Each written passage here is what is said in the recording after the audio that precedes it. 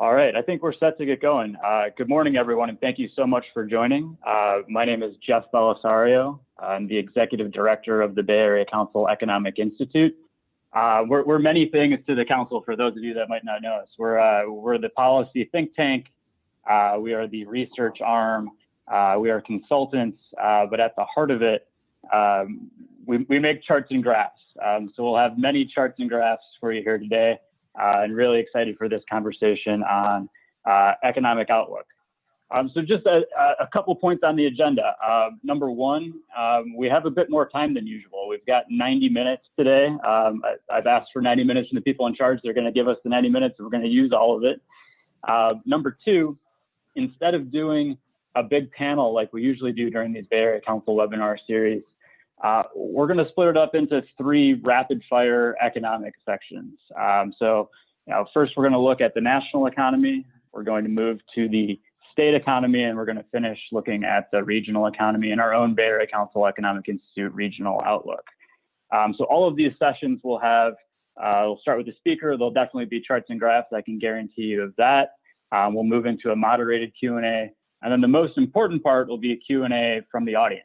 So I know we're all Zoom experts by this point, but again, use the Q&A function at the bottom of the screen, and we will do our best to make sure we get as many of those questions answered as possible. But before we dive into it, and you saw on the landing screen there, this event has a sponsor. I want to give a special thank you to Fifth Third Bank. Not only are they the sponsor of this webinar, they're the sponsor of our economic profile work, which we'll release later this morning.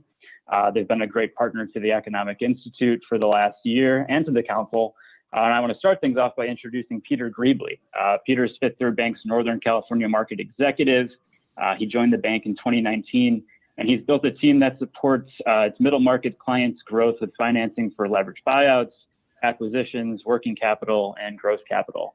And I have to also mention that Peter is a Bay Area Council board member. So Peter, the floor is yours for our first introduction. Go ahead. Great. Yeah, thank you. Thank you very much, Jeff.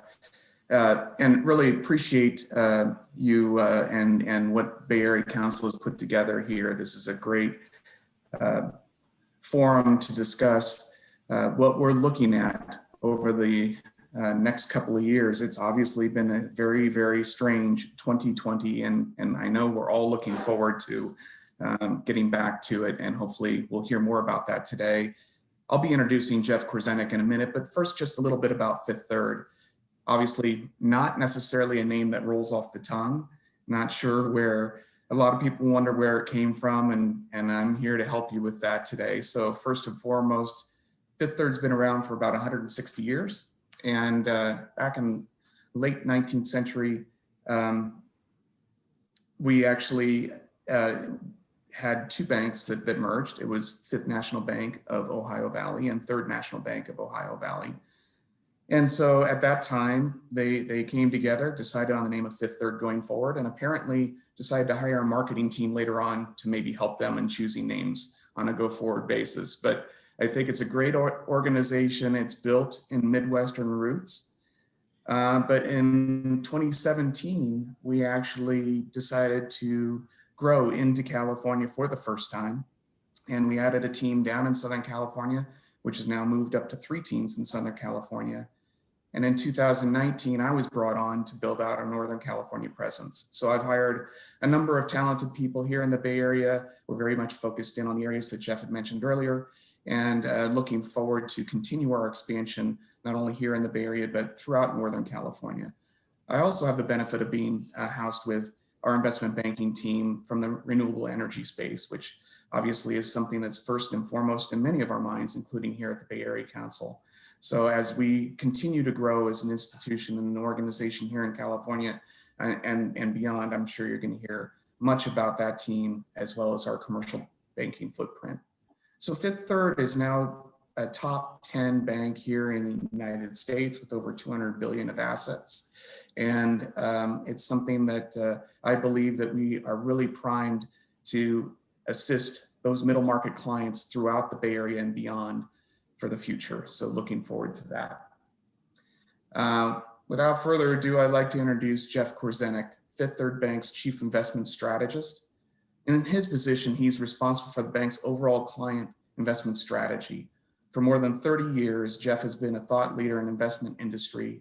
He's a regular guest on CNBC, Bloomberg, Fox News. I'm sure you guys have seen him.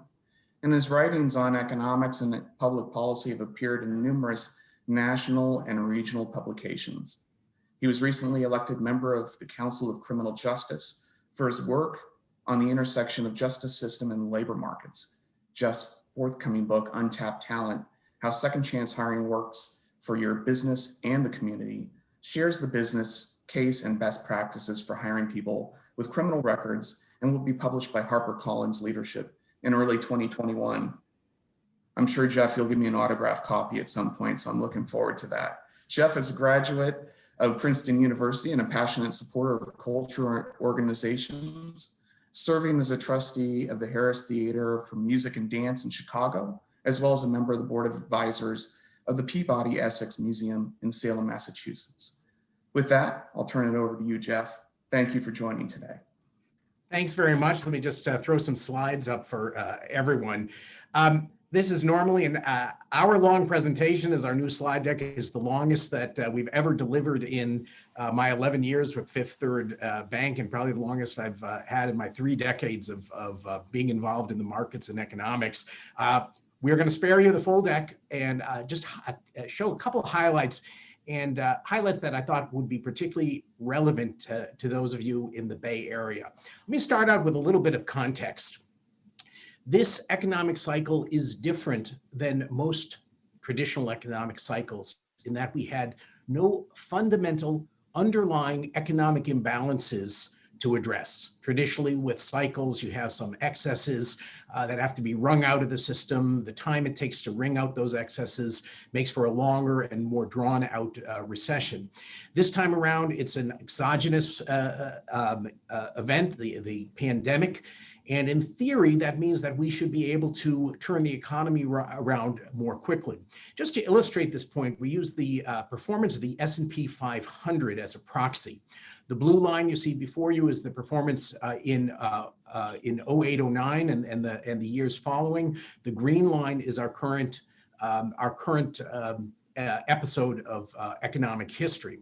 In each case, our starting point is indexed to the market peak prior to the recession. You'll see the blue line, the 08-09 recession was long and drawn out. Among other reasons, we had a very large excess inventory of housing, and we had excessive leverage in the banking system. The combination of the two meant it took a long time to reach a bottom in the stock market and a long time to fully recover. The current situation is different. The market is already suggesting that we're going to get back to more normal levels fairly quickly. We'll provide a little bit of pushback for this. And I'd also remind everyone that markets are forward-looking. What you're seeing in market performance today does not reflect the reality on the ground, but rather reflects what we will see going forward. And there's a pattern to how this traditionally rolls out. Stock market prices typically recover before earnings recover. Earnings fully recover typically before GDP fully recovers, and GDP recovers before labor force goes back to full employment. So we think there is a message in this. We're going to push back a little bit and throw in a few concerns, some of the damage that we think is being done structurally, particularly to the labor markets. But that's the starting point for understanding where we are in this very unusual cycle. Part of the reason that we're also able to envision a more rapid return to full employment and to achieving our old peak of GDP is because of the level of stimulus provided by the federal government, both fiscal and monetary stimulus. It's important to understand that this is really unprecedented in the size and speed of the delivery of this stimulus. The way to measure these things is relative to the overall size of GDP. And we put in some important historic comparisons. The bar on the left-hand side is the fiscal stimulus associated with the Great Depression. For all we read in our high school history books about the Works Progress Administration and the Civilian Conservation Corps, all the interventions of the federal government in terms of fiscal interventions added up to about 5.7% of average GDP. 08-09, we had about a 6.5% intervention spread out over 2 years. And more recently, in just a matter of months, we're talking about 13.5% of GDP pushed into the economy. And that certainly helped control unemployment and bring us back to much more healthy levels there. Given the size of the GDP retreat, I think there's been some real success in this, and if you measure it, at least in terms of unemployment, as well as some of the potential damage that's been mitigated to the credit system, as well as to state and local governments. But ultimately, we're still held hostage to medical outcomes. We've all become armchair epidemiologists.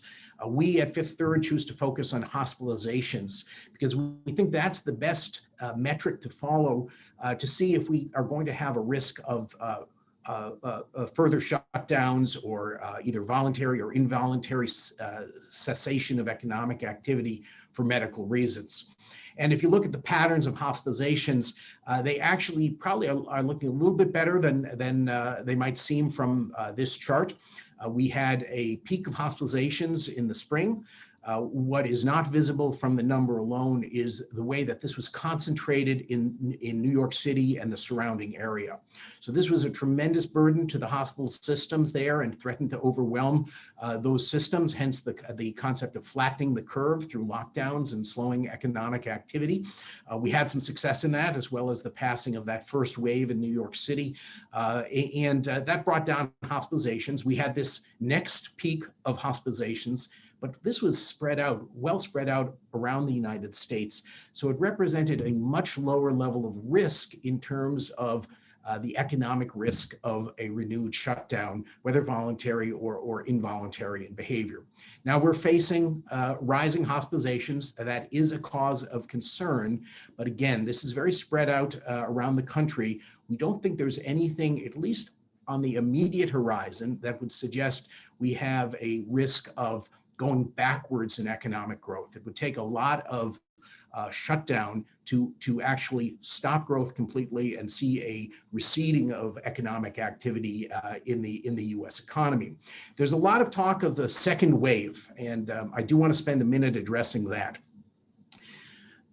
There does appear to be a very reasonable expectation that we will see rising infections, based on seasonality of these types of diseases, as well as people being forced to move indoors in colder weather. All of those things suggest we'll have rising infections. But there's particular focus on a second wave because people analogize this to the experience of the 1918-1919 great influenza pandemic, sometimes called the Spanish flu. And that came in 3 waves. The second wave was by far the most deadly. The Spanish flu, the great influenza pandemic, was incredibly deadly. About 650,000 Americans died. That would equate in current population terms to about 2 million deaths. Shockingly, globally, the CDC estimates that 50 million people around the world lost their lives to that disease. And the second wave, which began in the fall of then 1918 and continued into early 1919, was by far the most deadly. But we're pushing back on that. We don't think we should expect as catastrophic a second wave. We've certainly had 100 years of medical advances. This is not just vaccines, but also therapeutic treatments. We're making progress. There's been some new reports that even hospitalizations are resulting in fewer fatalities. And tellingly, in 1918, we didn't have antibiotics, and many of the deaths were due to follow-on bacterial infections that could have been treated with antibiotics had they been in existence then. I think even more important is the historical context. The second wave started while World War I was still underway. Try practicing good hygiene and social distancing in a trench in France. And then when the armistice was signed, ending World War I famously on the 11th hour of the 11th day of the 11th month of 1918, you had massive troop movements around the world. That really was a super spreader event, tightly packed troop trains, troop ships. And then people have pointed out that when people returned, say, to the United States at that time period, we were a more agrarian nation. and that perhaps we have greater risk because we're more urbanized today. We push back on that as well. If you look at the specific instances of the major cities, they tended to be as populous, or in some cases even more densely populated in that time period than today. For example, the borough of Manhattan, the most densely populated, the most populous borough of New York City, had 1 million more people in the 1920 census than today. And living conditions were often tenement living conditions, multiple generations of families in a small space. We know that contributes to spread, limited hygiene and clean water, all the sorts of things that contribute to the spread of disease. And then finally, public transit, we all have reason to believe can be a spreader of this disease. Interestingly, public transit ridership in the United States, not just in absolute numbers of riders, but even relative to population, public transit ridership in the United States peaked in 1926. We're simply much more of a car culture. We think that will also help, that plus of course work from home will help mitigate a dreadful second wave. What we're more interested in is what comes beyond. Eventually, we think it's reasonable to assume we'll have a vaccine. It'll take time to distribute, but we will get back to a period where we don't have to worry about medical risk to the same degree. So what's going to be left? What's it going to look like? Well, if you look at countries like, say, South Korea, which have been through 3 pandemics in the last quarter century, lots of things are the same. People still go out to restaurants. They like to go out to movies and theaters. But we do see that the pandemic is not so much creating new trends, but supercharging existing trends. It's accelerating trends that were already in place. And some of them are obvious, like online commerce versus retail stores, work from home. All of those are trends. Thought I'd focus, rather than go through the laundry list that I'd normally do in our big presentations, I thought I'd focus on some things that I think are of particular interest to the Bay Area or of particular importance to the national economy. Let me start out with migration trends that we're seeing in the U.S.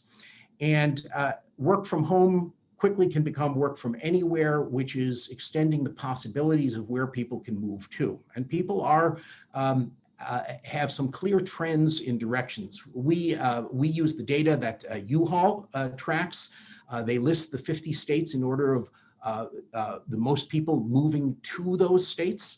Florida tops the list. California, I'm sorry to tell you, is number 49, so it's one that is unlikely to attract talent, which is a consideration. If it makes you all feel any better, I'm sitting here in Chicago, so we envy California's position on this list. But there are characteristics that I think are fair to assess here. By and large, the states that are attracting people are lower income tax states. South Carolina sticks out a little bit. It does have a graduated income tax that starts at 0. And for an average earner, it would be about a 5%, 4.5%, 5% effective tax rate. So they're not on the super high side there. Tends to be also warmer weather states. And then you contrast that to the bottom 5 U-Haul destination states. In some cases, those are net exodus states, tend to be higher taxes, tend to be colder weather. So this is going to be a challenge for businesses that are located in states that have people moving away or are less able to attract new talent. It's not just individuals, it's businesses as well.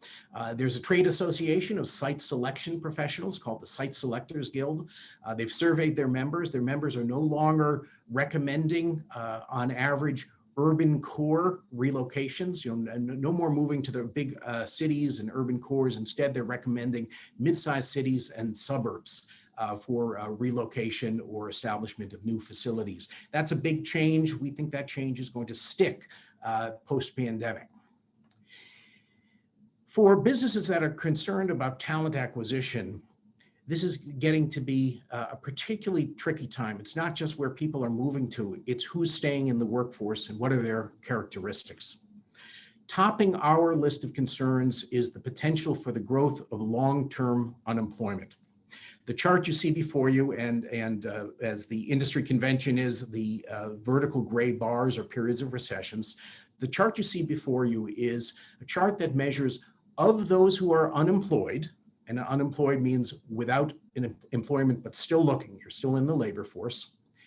What percentage of those are long-term unemployed? Long-term unemployment is a technical term used by economists to denote unemployment longer than 27 weeks, roughly 6 months. Post 08-09, that long drawn out recession, we had great difficulty re-engaging people in jobs. And we saw the highest levels of long-term unemployment that we had seen since World War II. And by 2010, 45% of those unemployed had been unemployed for 6 months or more.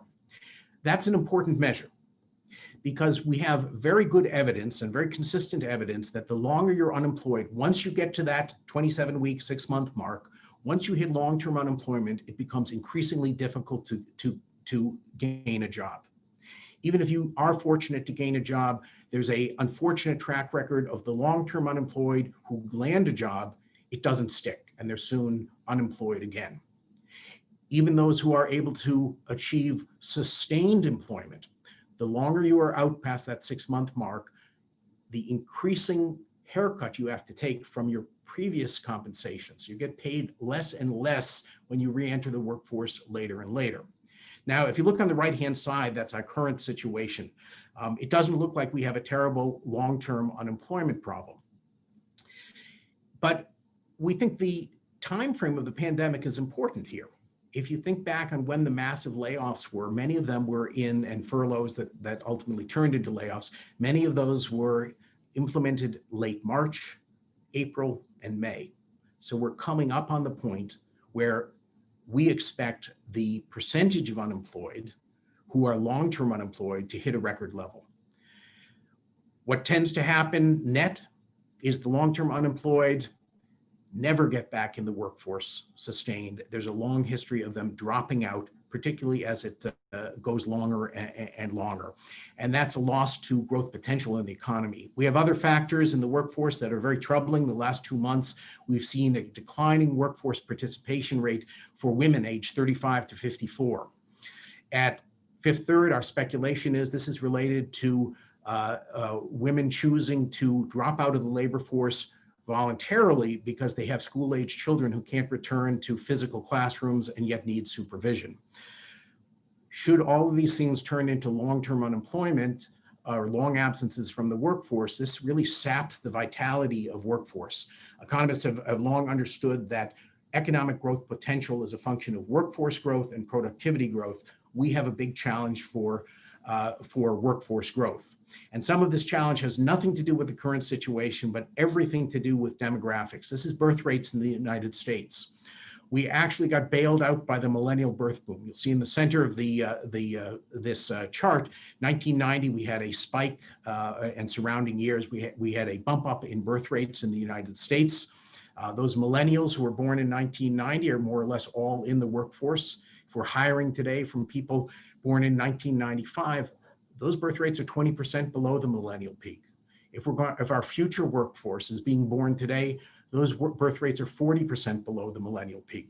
Immigration obviously can be part of the solutions here, but even if, regardless of whether there's the political interest or will for that, the reality is that declining birth rates are a global phenomenon. And so even immigration would only be a partial solution. So this is a real concern that's being exacerbated in our view by the pandemic.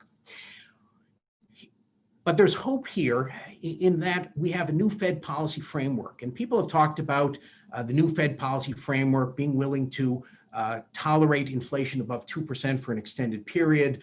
The second facet of the new framework, not starting to increase interest rates until we get back to full employment.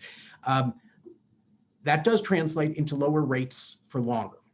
But there's also a workforce element here. And what we thought was particularly interesting was the Fed Chair Powell's press conference when he rolled out the new framework in September. And there was a lot of mentions of the value of red-hot labor markets in addressing societal ills.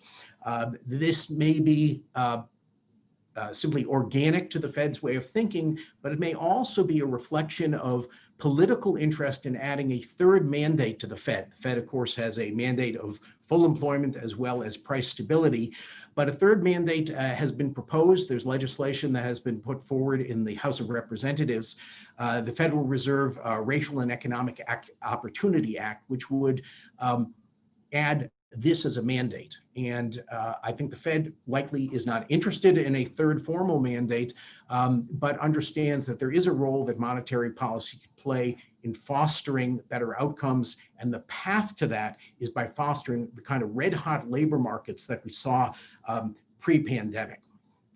This is important on the micro level as well, because employers have a vested interest in attracting and critically retaining talent. The chart here is a tenure chart. You can see as the labor market heated up, tenure started dropping, it was harder to retain employees, and employers were reaching deeper, hiring over 65-year-olds. We saw a rising labor force participation rate there, but now we have health concerns. They had been having tremendous success with rising prime age female labor force participation rates, but now we perhaps have childcare concerns. And then there was even great interest in hiring marginalized workers. All of these things to retain workers like this or to attract new workers like this, we think is making for a new kind of employer-employee relationship, one where employers are going to be increasingly forced to offer services to provide for the holistic welfare of their employees, whether it's additional health benefits, childcare benefits, or the kind of wraparound services that are needed by many marginalized workers. That's okay, because there is a big opportunity here. And just as one example of that opportunity, we like to focus on the opportunity to bring back into the workforce those who've been marginalized by a criminal record. And the numbers are truly extraordinary. The one we like to focus on is 19 million. That's the number of Americans who have a felony conviction. Now, 1 to 2 million are currently incarcerated, and not all of those who are out are still of working age. But this is by and large a vastly underutilized resource for the economy. And hot labor markets drive interest in addressing this.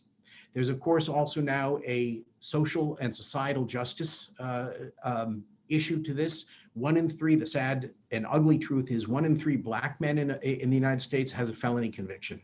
So the path to a more prosperous, safer, and more just society happens to be through reemployment of people who have not had the opportunity to fully contribute to the economy.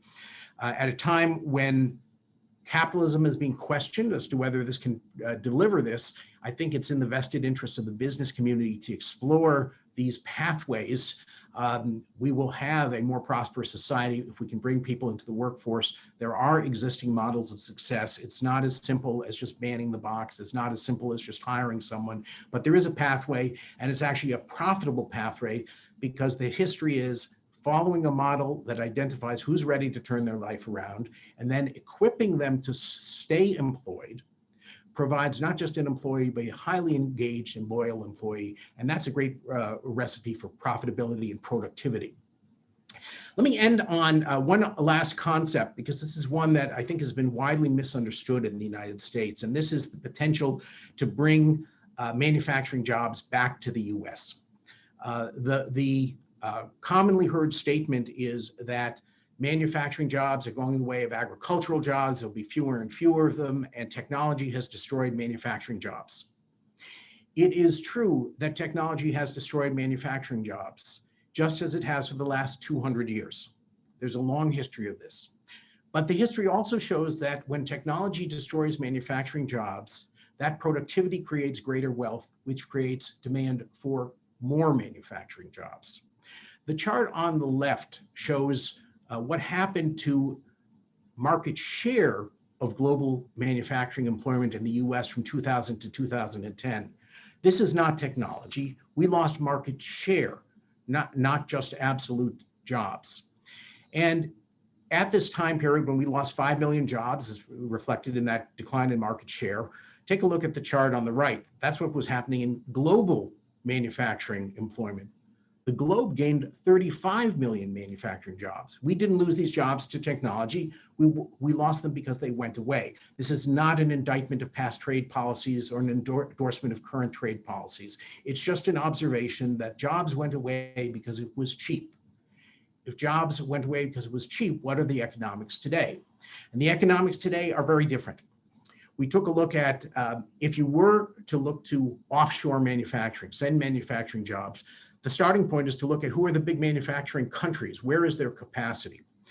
The first five bars on the left are the biggest export countries, so big manufacturing exporters. This is a cost index created by the Boston Consulting Group, indexed to US costs. So you'll see the US in the middle there is 100 by definition. And you'll see that with the exception of China, all the big manufacturing exporters are more expensive in terms of their manufacturing costs. Not true in every single geography and every single industry, but in aggregate. China is not that much cheaper. And in fact, this is year-end 2019 data. The changes in the dollar probably means that it's much closer to parity today than it was even at the end of last year.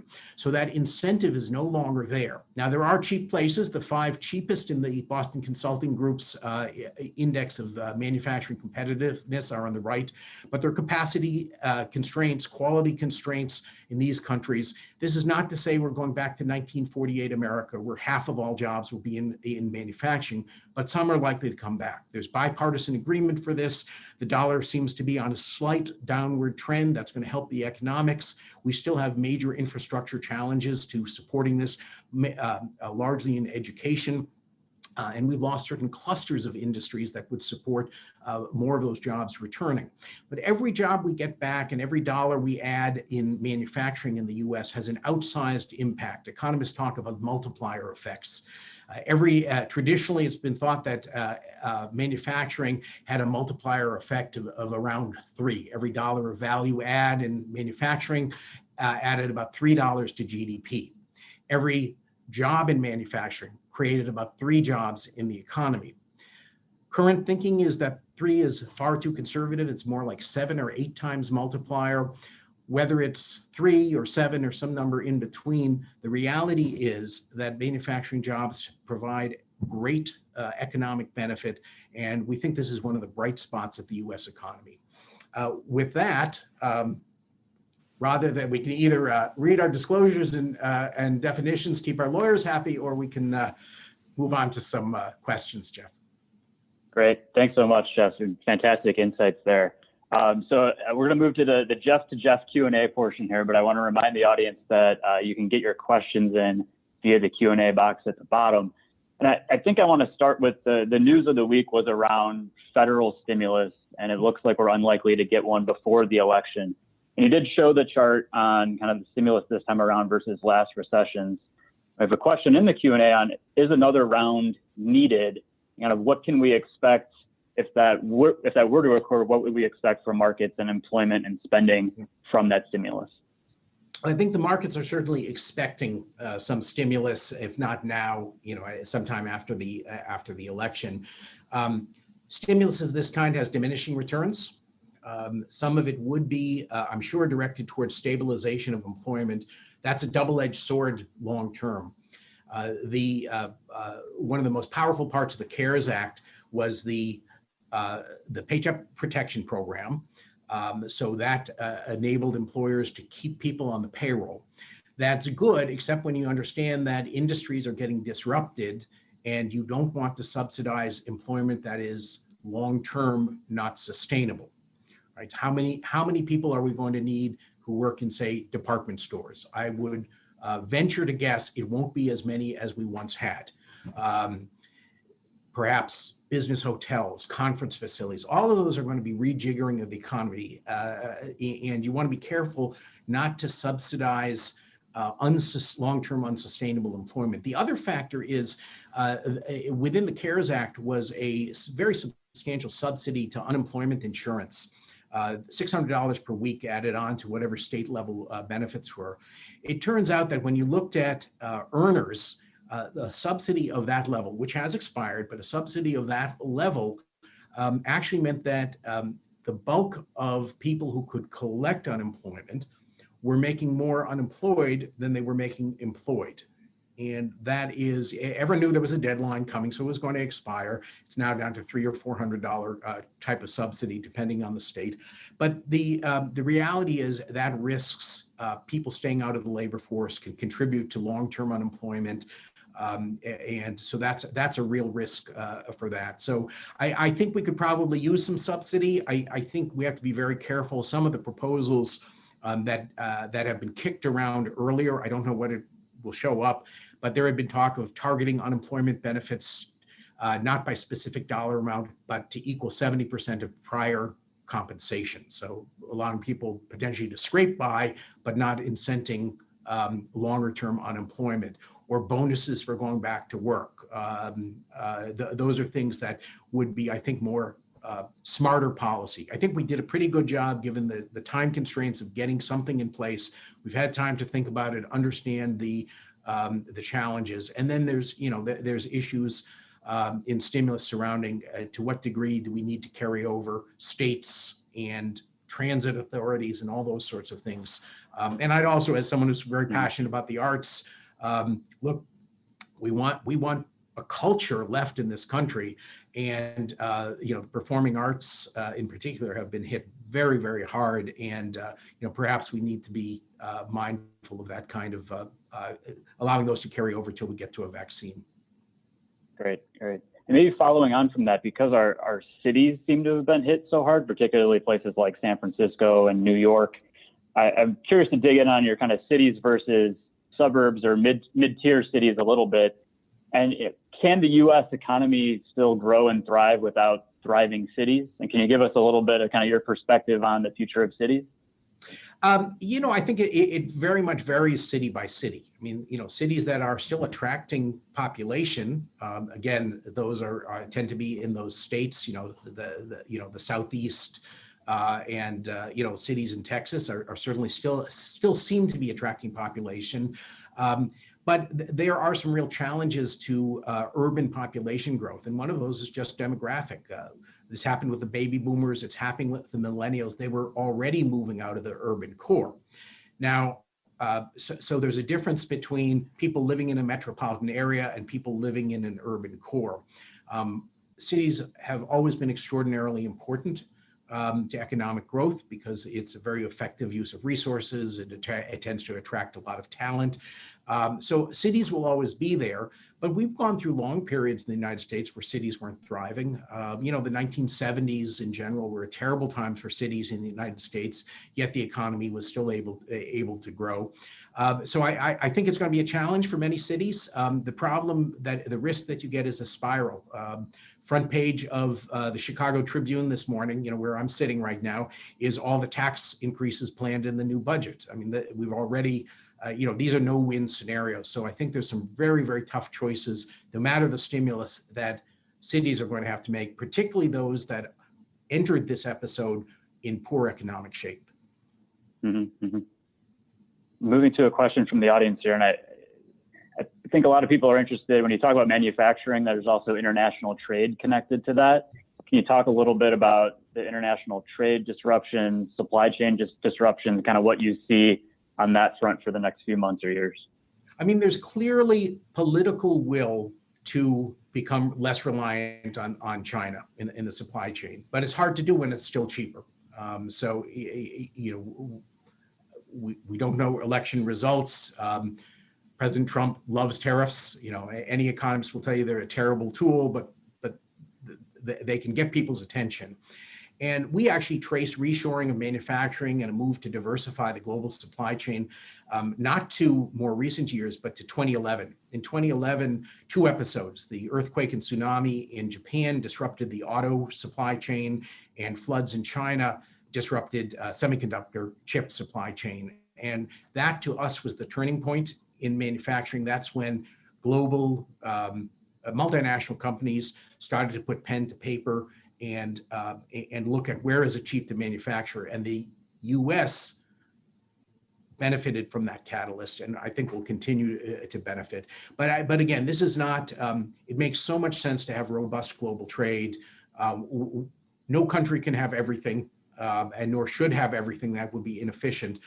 So we just think that there's going to be, the focus will be moving trade, less reliance on China, but spread around the world. The U.S. will be one of many beneficiaries.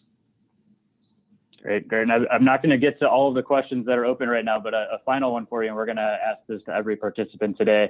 Post-COVID, are you optimistic or pessimistic about recovery? You know, I'm obviously quite passionate about these workforce issues. And I think the Fed's new framework of letting labor markets get red hot is going to bring the talents of the business community to solving some of these problems of supporting working parents better, of finding pathways for people who've been marginalized from the labor force. And so while we still have these overriding challenges of workforce growth, I've got to be optimistic about where we will be as a society, because if we get the talents of the business community focused on solving these problems, that's got to be a very good thing for the United States. Great, great. And thank you so much, Jeff, for the presentation. Lots of great insights there. We have many questions left unanswered, so we may need to invite you back in the next couple months here. But I think also a great segue to our California discussion. There's no round of applause here. That's the biggest failure of Zoom, but I know that we really appreciate the time. It's fantastic, so thank you again. So let me move next to our discussion on California, and let me introduce Mark Duggan. I'm gonna hand him the reins for the moderation. Mark is a Stanford economics professor. He's also the director of the Stanford Institute for Economic Policy Research. And I like to think that his most important job is that he's also the chair of the Bay Area Council Economic Institute. So Mark, I'm going to hand it over to you. Great, thanks so much, Jeff. Wait, let me see. Okay, thanks so much, Jeff. Hopefully you can hear me now. And thanks also, Jeff K, for the remarks earlier. Those were really insightful, and I'm going to ask for those slides were, I was trying to get my camera to take pictures of a couple of those figures. So really, really interesting. But I'm so delighted to be here today, and thank you for inviting me to participate. But I'm here mainly to, my primary role is to introduce our next speaker, and we're really delighted to have her here today. Sarah Bone. She is the Vice President of Research and Senior Fellow at the Public Policy Institute of California, where she holds the John and Louise Bryson Chair in Policy Research. And as the Vice President of Research, Sarah works with PPI staff to bring high quality, nonpartisan research to important policy issues here in California. Her own research focuses on the role of the social safety net policy and education policy in alleviating poverty and enhancing economic mobility. Her other areas of expertise include immigration policy, the workforce skills gap, and California's economy. She actually holds a PhD in economics from the University of Maryland at College Park, and I'm very happy to tell you that I first got to know Sarah more than 17 years ago when I myself moved to the University of Maryland to be on the faculty there. And Sarah worked for me as a research assistant in, I believe, her second year in the PhD program there. And it was delightful to work with her then. And when I moved out here to California, to connect with her through her role in PPIC. So I think we're in for a real treat to hear from Sarah about her insights on California's economy and where we have come from and where we're headed. So Sarah, with that, take it away. Thank you so much, Mark, and thank you all for inviting me. It's a pleasure to be here today. I'm having a little bit of graduate school flashbacks where I feel like I'm walking into a seminar, I'm about to get grilled, but looking forward to the conversation, and I'm so happy that we both ended up back in California, Mark. So hopefully you can see my slides. Jeff is sharing them. I'm going to talk a bit, you could switch to the next slide, please, Jeff, about kind of what we know so far and in terms of where California is at in the economic recovery and potential policy responses. And I'm going to show you a few pictures to illustrate these points, but the top line point that I wanted to make is, that we see really a stall in labor market improvements in early fall in California. And overall, what we're seeing is, some commonality with previous recessions in the state, where California swings a bit more widely than the US. And we have every expectation that this is going to increase inequality. That's common of previous recessions. Some things that are unprecedented, which I'm sure you're familiar with, are the severity of this initial shock in California, and the fact that our recovery is dependent on controlling the public health crisis. In addition, what's different is the potential for fast forwarding to the future of work in a number of sectors. Related to that are the dynamics of remote work and what that means for location decisions in and across the state or to other states. In this kind of world of uncertainty and new challenges, it's very difficult for policy to formulate a response that is both kind of intentional and flexible. So we'll talk about some of the challenges of doing that. Next slide, please. So the first picture that I want to show, which I guess is a dismal one, and that's, I guess, in keeping with my profession, is just to show you where we're at in terms of employment in California by sector. And that blue line at the bottom shows employment growth, really employment loss, and the hole that we're in for employment in the hardest hit sectors of leisure and hospitality and the other services sector, including personal care and that kind of thing. And it really has not improved much since June. And so that's not what we would like to see, but it's not entirely surprising given that this recovery period, quote unquote, is kind of dependent on the COVID crisis. That hardest hit sector line kind of throws off the scale here, but if you look at the other two lines, the groupings of sectors under kind of those that we call medium affected and the least affected sectors, jobs are down in those sectors as well, from like 5 to 10%, and also not showing much sign of improvement in recent months. Just for comparison's sake, the decline in the finance sector and during the Great Recession was about that same level. So we're kind of going to be looking to these trends to see kind of how the recovery is unfolding. Next slide. This will be no surprise, I think, to most people on this call, but obviously the shock in California has hit some workers more than others. Those orange bars show the unemployment rate in California over August and September. This is estimated from monthly data from the current population survey. And you can see, the situation is worse for women compared to men, is worse for Black and Latino workers compared to Asian and white workers in California. And the unemployment situation is worse the kind of lower you go in income levels. And this is measuring family income in the year prior to the survey. So a lot of these differences across groups are kind of reflect persistent differences in labor market opportunity. The one that does not really is the gap between men and women in unemployment that has kind of recently grown during this recession, which I think Jeff also mentioned earlier, and I think is one to watch.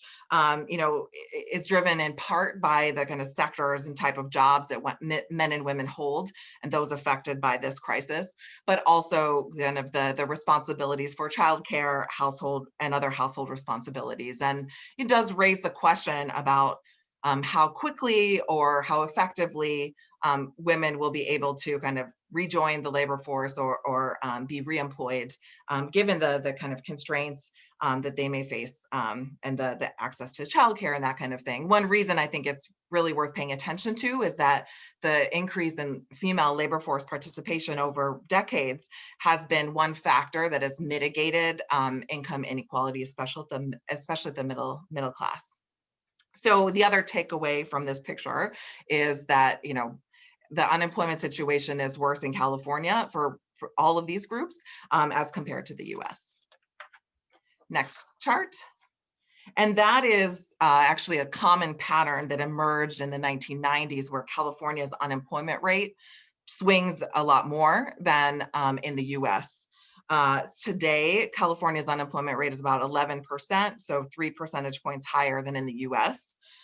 It's the kind of third highest unemployment rate in the country across states, behind Nevada and Hawaii. And it's just a bit worse than in Illinois, New York, and Massachusetts, just for comparison purposes. This seems to be driven a lot by Los Angeles. So the unemployment rate in LA is about 15% today. That's double what it is in the Bay Area. And that's atypical. We usually see unemployment rates much higher in inland parts of the state, inland or northern parts of California, relative to the coast, including Los Angeles. So, you know, digging into why that is more of an open question. You know, could be related to the experience of the COVID virus in LA compared to other areas, but also kind of sectors and composition of jobs. So California is typically, kind of as you see in this chart, has typically a bit higher unemployment rate in recession periods than the US. And the gap now is about as large as it was during the peak of the Great Recession. Next chart. So the other important trend to watch is labor force participation, kind of a similar theme that Jeff mentioned earlier. This chart goes back to 2000 and looks at the share of workers over the age of 16 that are participating in the labor force, either unemployed or employed. And you can see over time this has been dropping. That's, you know, big picture. Again, demographic trends like aging, but also kind of the declining share of young adults that are working, the declining share of men that are participating in the labor force. Only in the past couple years, and it's a little bit hard to see in this chart, but only in the past couple years when we had that really hot labor market, did we see this kind of labor force participation rate picking up in California and the US. And of course, now we've kind of fallen off a little cliff here in recent months. And it's a little bit worse in California than in the US overall. And the big concern that, you know, again, echoing Jeff here, is the kind of ability or the pace with which workers can reattach to jobs in the labor force. Yeah, I would say right now, there's, to some extent, that might be an accurate assessment that there are no jobs right now. And the question in my mind is how persistent that will be, because of, you know, businesses closing or shrinking, or how persistent kind of the challenge of reattaching to the labor market might be because of shifts in sectors in terms of labor demand. So, you know, fast forwarding a bit towards kind of the kind of future of work and shifting the kind of workers that you might need. And that would have implications for the ability of those out of the labor force now to kind of rejoin. These things matter a lot for a robust recovery, you know, that engages kind of all workers across the state to be most productive. Next chart. And looking a bit across the state, you know, we had a very long growth period up until very recently where we had a hot labor market. We were talking about, are we at full employment?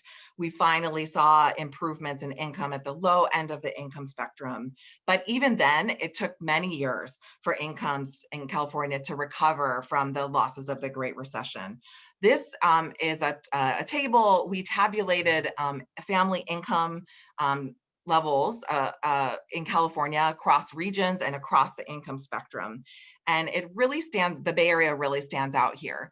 It took 5 years for top incomes, the 90th percentile income in the Bay Area, to recover from the Great Recession.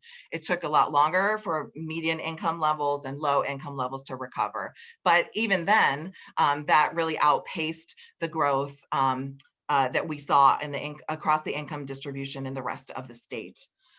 You know, I wonder, will it be different this time because of the pressures that we're facing, you know, the dynamics of kind of remote work, location decisions, you know, in the Bay Area where we're, you know, faced with a high cost of living, and those kind of pressures might be more intense. You know, what will this recovery look like across the family income spectrum? We do have at this point every expectation that, like this table shows, low incomes will probably take longer to recover than middle or top incomes. That is kind of if we do the same thing as usual in our response. Next slide, please. So this is the last picture that I wanted to show you, looking so far across the state, what we're seeing in terms of consumer spending. And I feel like this is a less dismal chart to end on, although it's not all great news, but the fact is that consumer spending has recovered substantially. There is variation across metro areas. So compared to January, consumer spending in California is down about 10%. But that reflects quite a substantial kind of recovery compared to what it was in April. There's also some variation across places. So at this point in time, measuring spending in October, it looks like San Francisco has recovered spending a bit less than Los Angeles or San Jose. I will just note that this data is quite noisy, so it depends a bit on what date you want to look at to assess that. But nonetheless, what we see is a kind of a return in spending overall. This is the decline overall, as we know, is driven by the decline in spending on entertainment, on restaurants, transportation, that's buffered by an increase in spending on grocery. In San Francisco, a bit of an improvement in spending on healthcare, which is kind of interesting, and retail as well. So compared to other states or other metro areas across the country, it doesn't look like it's improved quite as much in California metro areas, especially in those categories that have taken the biggest hit. So, we wonder if this is related to the timing of the kind of COVID dynamics that places are dealing with, the response of businesses in the area, as well as kind of the role of federal stimulus and supports that have put money in people's pockets that's been propping demand up. Okay, last slide, please. So to conclude, thinking about what policy can do in this environment that's very uncertain and challenging, federal policy will really have an outsized role, as I think Jeff's chart showed really clearly. We also, research is pretty clear that the stimulus and CARES Act spending really buffeted family income, mitigated poverty, and perhaps supported consumer demand, like the previous chart kind of intimated. That's fading a bit now with no action on the federal front. And that means it's very difficult for state and local policymakers to do anything approaching that scale, given their budget constraints. So we can expect, I think, the budget challenges in the state and local governments to be with us for some time, especially because need does tend to lag the recovery in terms of kind of looking at the stock market, jobs, that kind of thing. On the plus side, California has greater reserves than it did last time around. So we have about 20 billion in budget reserves that we did not have before, but we have a $50 billion budget hole, and maybe something of similar or greater size going forward. Another plus is kind of the interest in public-private partnerships to leverage private dollars and support business investment. I would just conclude by saying, obviously igniting economic growth, getting back to kind of a growing job market is necessary recovery, but without targeting intentionally, this is likely to exacerbate existing inequalities. And we want to make sure that what we do on the kind of economic development and policy front really engages all workers to be productive, both kind of in the region and across the state. Thank you. Thanks so much, Sarah, for that presentation and all those insights, which were a lot of information packed in those slides. I'm just going to ask you a few questions before I open it up for 2 or 3 questions before I open it up for others. So one question I have, and this sort of builds a little bit on Jeff's presentation before yours, is your thoughts on what do you think about the state's prospects for future population growth? The state generally and the Bay Area specifically, and especially one thing that hasn't come up much is federal immigration policy, but there's obviously also the affordability challenges that Jeff alluded to and that you kind of mentioned in the Bay Area. Last that I saw, just to as a piece of data on this, I think that in the next election in 2022, that California will be losing a congressional seat for the first time in a long time because its population growth has been slower than the national average. Whereas a state like Texas, I think, will be gaining 3, Florida will be gaining 2. So this is consistent with Jeff's U-Haul data earlier. But just what's your take on future population growth in the state and here in the Bay Area?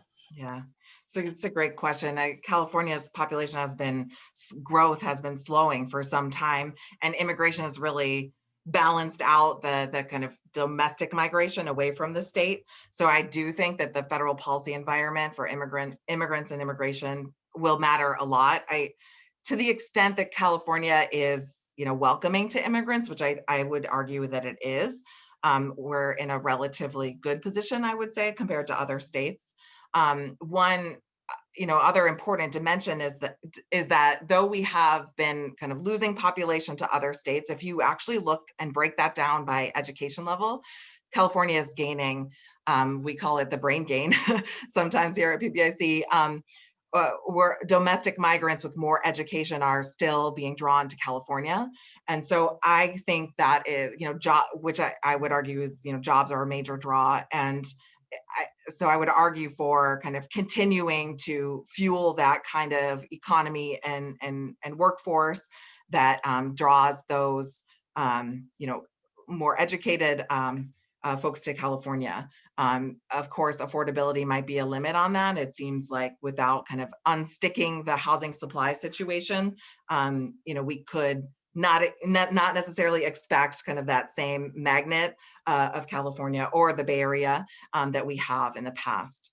So there's definitely some cause for concern there, but I would argue for continuing to be a draw for immigrants, for high skilled workers in California, and to do that we really need to get the labor market going in hot again. That's great. Thanks for that answer. And then another question that I want to ask you is, how concerned do you think we should be about the projected budget deficits, both at the state level and at the local government level going forward? Will that sort of be a drag on the economy, especially if there's not much federal stimulus going? And I just want to throw in one positive data point on this, because we've heard about we did have this rainy day fund and so forth. But one thing that Jeff mentioned earlier is that the stock market has, for the most part, recovered. In fact, I looked right before this presentation. If you look, the S&P is up a little bit over where it was February 19th. That's pre-COVID high. And the NASDAQ is actually up by 15%, which differentially affects the Bay Area. So that's good news, because California is pretty reliant on capital gains taxes. That's a whole nother question, whether that's a good thing or a bad thing. But just the budget deficit, how worried are you about it? Because there's going to be some tough choices for the state and local government leaders. I'm definitely worried about it. I think it's something we should be worried about for some time, because a budget hole of the size that we're looking at now, like 50 billion, is usually in the past recession was kind of met by kind of about a third declines in spending, about a third some assistance from the federal government, and about a third raising revenue through a variety of tax measures. And so if we're looking at that, we should expect declines in spending in the major categories of California's budget: education, social safety net, health.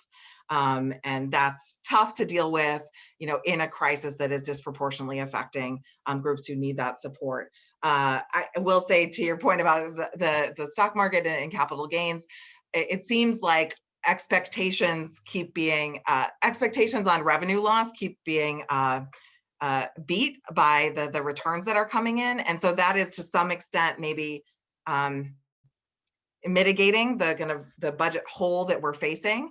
I don't know that I wouldn't be comfortable counting on that for the long term. And it does raise all kinds of questions about, why our revenue our budget is so dependent on high earners in California. But right now, and the way this crisis is now, unless it becomes an even bigger kind of secular decline, at least we're getting higher revenues than expected, which will just help fill the hole in the budget. Great, thanks, Sarah. We've got ton of questions that have come in, so I'm just going to try to start drawing from them, even though I have a bunch more that from my list. I want to make sure that attendees I get at least some of the attendees. So I'm calling in from a higher ed institution here at Stanford, and one question is, for higher educational institutions, where should the focus be for workforce training to help speed up the economic recovery going forward? Do you have thoughts on that? I do. I may be a little bit biased because a lot of my research focuses on community colleges in California, which I think are really important public infrastructure, and that can be used more thoroughly or in a more coordinated way, especially in thinking about how employers and colleges coordinate to understand future labor force needs, and align training, career opportunities, and help engage those who are kind of underutilized in the workforce, even before this recession, to be honest, but increasingly so, that need to be maybe retrained or trained at all for kind of the future skills that are needed to be really productive in the labor market and to have some opportunity for upward mobility. So I think that kind of connection, there's a lot of potential there that is underutilized in our state, of just making those connections between employers and public higher education institutions as effective as possible to kind of, and forward looking as possible too. Great, thanks Sarah for that. And then I want to get back to a data point that you gave earlier about California's unemployment rate at 11.0% and being, I guess, the bronze medalist, although I guess you don't want to be a medalist on that nationally, behind Hawaii and Nevada with the two higher rates. And you kind of predict Hawaii and Nevada because they're so tourism based. That's not as true here in California. So I guess one question I have for you, or just at a broad level, what are your recommendations for California in terms of bolstering economic recovery, given our low rate of recovery relative to the rest of the US? And I think a hard question, I'm a health economist, as you know, is this question of, are we getting the balance right of sort of, this allowing the restrictions? Are we over, like, there's a big difference, let's say, between the California approach and the Florida approach. And so just your thoughts on that too. And with of course, we're still figuring this out a little bit as we go, and policymakers I know are doing their best, but your thoughts on that? Oh, that's a tough question. And I'd like to hear kind of what you're thinking on that, Mark, too, because, I'm puzzling over it to some extent when I kind of dug into the data and just thought about how much LA is driving the overall California number. It did, raise a lot of questions in my mind of, whether it's the dynamics of COVID and how we're dealing with it that is kind of driving some of what we're seeing so far. And I guess, we'll be looking at how other states that are now kind of having bigger waves of kind of problems with COVID, how that affects their jobs and I guess the kind of different approaches that they take to it, that might help us answer some of these questions about kind of why we are where we are and whether we can expect it to kind of bounce back when we have a vaccine and businesses can reopen. I would say, we have a pretty high percentage of jobs in leisure and hospitality, about 10% in California. That's of course half as much as Hawaii or Nevada, but I think not crazy different than like Florida, New York, but we are having a bigger swing here in terms of unemployment rates. So, from the state's response, I would like to hear what you think on the health side, but in just thinking about kind of business and jobs, one of the promising things that I think the state can do is kind of seed business investment, because I guess that's, for me, the first order thing that we need to be focused on is just how we're going to make sure businesses can reopen or new firms can start and have access to capital and try to make sure that that's targeted to kind of businesses with the highest need for that, maybe minority owned businesses or those in communities that typically struggle to get the capital that they need to open and to kind of get things going again. Yeah, it is. I mean, I don't know. I'm supposed to ask one more question, but I'll just say on the health front, I think this is, this has been I think humbling for a lot of us who are trying to get, think through these trade-offs. It's a hard time. This virus has been evolving, and it's been hard to project, but I'm really impressed by the response of certainly people on the front lines of the healthcare system have been incredible, and policymakers really doing their best to make the best decisions for their constituents and the residents and young people and older people and everyone in between. So it's been a challenging time, but overall, yeah, time will tell a little bit. I mean, as with education, you talked a little bit about education, and a lot of these numbers that we're looking at are unemployment right now, and what the effects of this are going to be in the future. Let's say on our K through 12 students who are now Zooming and so forth for school, and that is potentially amplifying inequalities to people without internet access. So there's just a lot to see on the horizon about what the long-term effects of this are going to be beyond these economic numbers that we're looking at, like the stock market and unemployment rate. But so I guess my last question for you, and I feel bad because there's so many awesome questions in the Q&A, and I wish we had so much more time, but are you sort of looking ahead, and this is a question that we've given to Jeff K as well, sort of optimistic or pessimistic, and maybe you can wrap in there, make sure to sort of talk about how you see an inequality unfolding, because we had a bunch of questions on inequality.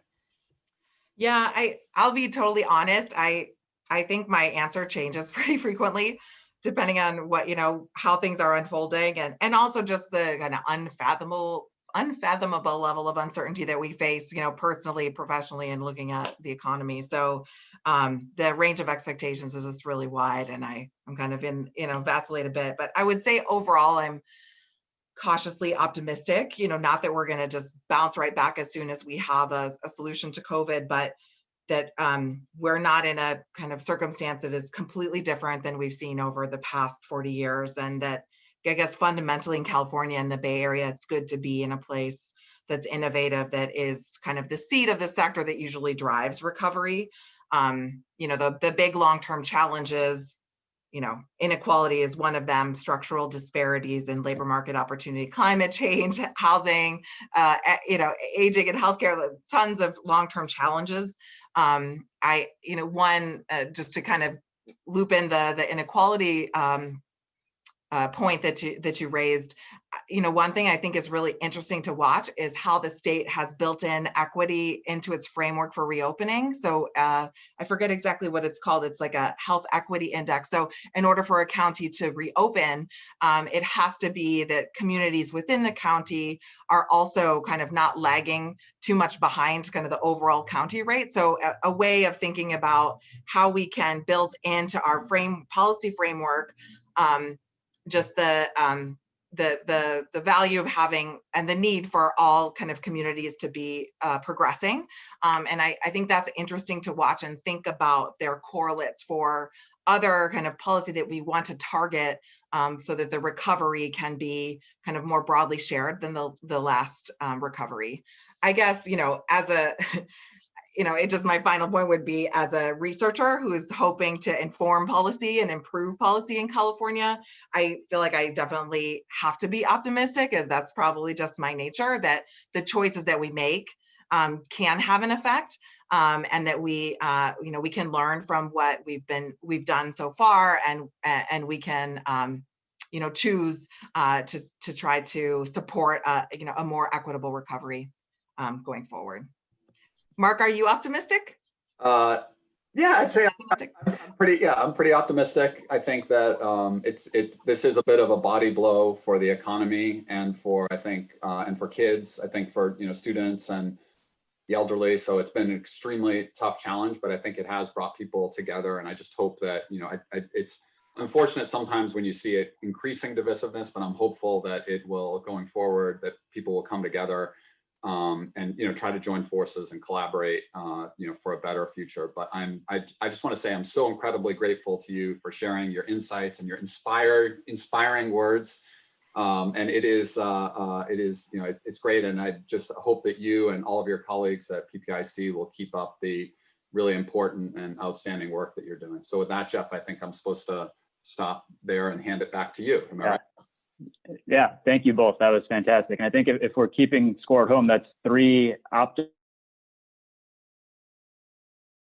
Again, no round of applause on Zoom, but fantastic conversation. And thank you to Sarah and to Mark. So with our final 13 minutes, I want to turn it over to Patrick Kellerman and move to the kind of Bay Area outlook that we produce. So Patrick is our research director. He's our labor economist. He's also our in-house expert on hiking, backpacking, and fishing around California. So Patrick, the floor is yours for the Bay Area economic profile. Go ahead. Thanks so much, Jeff. And those were all fantastic presentations. I learned a ton. And like Mark said, I'm also planning on reaching out to steal as many slides as possible. Okay. So as Jeff mentioned, I'm the research director at the Bay Area Council Economic Institute. And, here today, as Jeff mentioned, to both give a kind of to drill down a little more on Sarah's points, a Bay Area perspective. But first, to present effectively today is the release of our 11th Bay Area economic profile. This is the Institute's flagship product. It's something we're very, very proud to produce every other year. This year, we're very grateful to Fifth Third Bank, who's generously sponsored this product.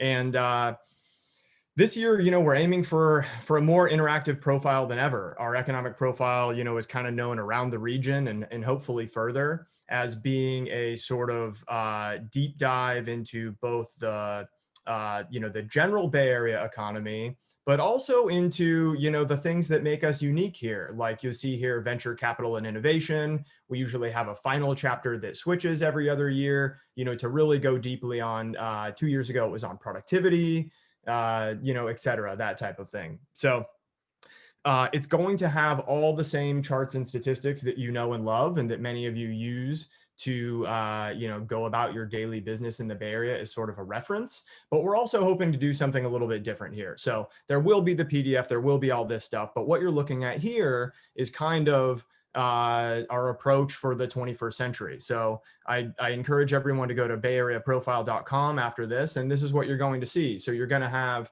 we've got various sections here for the different areas we're working on. And then you're going to get, you see on the right side of your screen here, a kind of a page focused on that topic that's going to be sort of updated throughout the couple years and has significantly more interactive charts and tables and things that you can dive into. And so our hope is, to keep the profile as relevant as ever. And we're actually going to include, we're going to do a series of interviews and kind of have expert testimonials and other things on each of these pages. So we're hoping that it provides you with the insights that you know and love and need. And so here's kind of an overview. We've got a couple of them coming out today as it releases. And then in the coming weeks, we're going to release, kind of continue adding to this as you see here. Okay. So I have a couple slides here on California, even though Sarah covered it very well. I mean, just want to highlight that, new weekly unemployment insurance claims continue to remain pretty steady. The pandemic unemployment assistance that you see here is the folks who are contractors, small business owners, that type of thing. And so, I think that this provides some interesting context because, that was new. That's not something that we've seen in previous recessions. That's not help that's typically been offered to folks. And so, I personally know several small business and especially restaurant owners who've been relying on this. And it's interesting to see, as Jeff K mentioned in the beginning, we don't want to be incentivizing folks for staying unemployed, but a lot of these folks, the deadline is looming, and it's particularly in the food service industry, it's a little bit worrisome that those are, remaining so high. The state, California's unemployment rate now sits at 11%, down from a peak of 16, but still the third highest in the country. So, we've been pretty cautious here, which I think has been good. As Mark pointed out, policymakers are doing their best to balance things, but, this is kind of the result of it here. And so we're monitoring that closely. Here's the important slide here. I mean, the region had a great, kind of when things started to reopen in June, added over 100,000 jobs. I think that was largely, the trades going back to work, some of the manufacturing, high-end manufacturing that we have here in the region reopening, things of that nature, right? Folks that could go back to work, as Jeff K mentioned earlier on, these are folks who in the trades and manufacturing and others who are kind of used to, dealing with dangerous things and could put protocols in place and have room for social distancing, et cetera. And then as, those kind of filled out, things have slowed down. And I mean, the latest unemployment data just came out last week, and, the region added under 20,000 jobs. So we've now, still got quite a few people, remaining unemployed. And this is something that the council remains pretty concerned about. As others had mentioned, it is a trade-off, but, it seems like, there are opportunities in certain sectors, to begin safely reopening. And so to the extent that we feel that those sectors, can start to reopen a little bit as safely as possible, that's important. And as you see here, I mean, the Bay Area, even compared to the state, is kind of lagging behind in terms of its recovery. And I think, that's both, that's just a trade-off. And I'm not here to, say it's a good or a bad trade-off, but, we've kind of taken the more cautious approach here in the region. And, some of the areas here have a lot of travel to and from places where early on we were worried about the virus. No one, we kind of still can't fully explain what happened to New York. Folks were kind of bracing for that here in the region. And so I think, and it hit LA a little bit harder than San Francisco, that we still also can't explain. And so I think that, we're still being pretty cautious here. And that's a trade-off. And so the result is that we remain pretty far away from a full recovery. New job postings in the San Francisco metro also remain low. And, these job postings reflect the entire economy, although, white collar work is certainly, those jobs are posted on the internet more. Food service work is posted on the internet more, stuff like that. So, this is also something we're watching and keeping an eye on. Again, just, kind of reflective of the region being more cautious originally. And these are kind of the effects we're seeing as a result. Sarah also had this slide, but I just wanted to, I have it in here as well to just sort of show that, compared to other states that we've, we kind of lag here quite a bit through being cautious. Small business revenue. My in-laws actually run a small business, a small restaurant. And so I'm here to tell you that things are pretty tough around the region. My wife and I live in Oakland, and you're starting to see, originally folks were hanging on. The PPP was keeping places going. And, what starts to concern me now is, you're starting to see in newsletters and the newspapers and other things where restaurants, small business, small retailers are now, I'm seeing a lot more permanent closures being announced, right? It was, we're going to shut down for a few months. We're more than willing to follow public health advice. We want everyone to stay safe. We're going to be here when you come back. And now I feel like the tone has kind of changed. And so, this is something that's really important and to watch. And I mean, this is also cultural institutions, the arts, other things, museums, as Jeff mentioned. There's a lot of nuance here, and it's a lot of the things that we, know and love and appreciate. And unfortunately, I think quite a few of them might not be back if we don't balance this pretty well. One thing I work a lot on is the sort of, what we called before this, the changing nature of work. And now I'll call it the probably changed nature of work. I mean, the sort of future of work, who works remote, how they work remote, how employers utilize their office spaces. The San Francisco region has a very high share of remote work eligible folks, as you can see here. And so that's helped, one portion of our economy because folks were able to do that. But I think it's also resulted in a fair amount of inequities. And so that's something that, is keeping me up at night as well. Finally, sorry, kind of rushing through these here, but the local governments are going to be, it looks like, hit pretty hard by this. Some of them have reserves, some of them don't. But the loss of tax revenue is pretty massive in some cases. And so that's a little bit worrisome going forward. And finally, like I said earlier, not here to pass judgment on whether or not we made the right trade-offs or not. I think that, I also run the council's healthcare work, and I run the council's healthcare committee. And so I'm talking to folks at Kaiser and Sutter and Common Spirit and running webinars on this stuff. And I'll tell you that, our healthcare workforce has made a heroic effort. They're doing their best to rapidly learn as much as they can about this virus, to give us the best public health advice, so that we can reopen safely, so that we can get those small businesses back, those budgets back up, all that kind of stuff. But there's still a lot we don't know. I mean, Jeff presented the national chart of hospitalizations, and I love that. I love hospitalizations as a metric, Jeff. I think that was really great. And, we still don't know. I mean, Europe was pretty careful. Most of Europe was pretty careful, and they're seeing a huge surge. Certain states that were more careful than others saw surges. So did, sub-regions and cities. And so, at the moment you'll see here, California is doing pretty well. And you've been seeing in the national news that California's been doing pretty well, but things could probably still change at any moment here. So I do think that, that we have to balance things. And because we promised to get everyone out of here at 10:30, I'll call that it. Thanks so much, Patrick. And with our 2 minutes left, maybe even 1 minute, the one question we're asking everyone: pessimistic or optimistic about the post-COVID Bay Area recovery? Yeah, I'm going to go, unfortunately, optimistic. I don't want to mess up the balance here.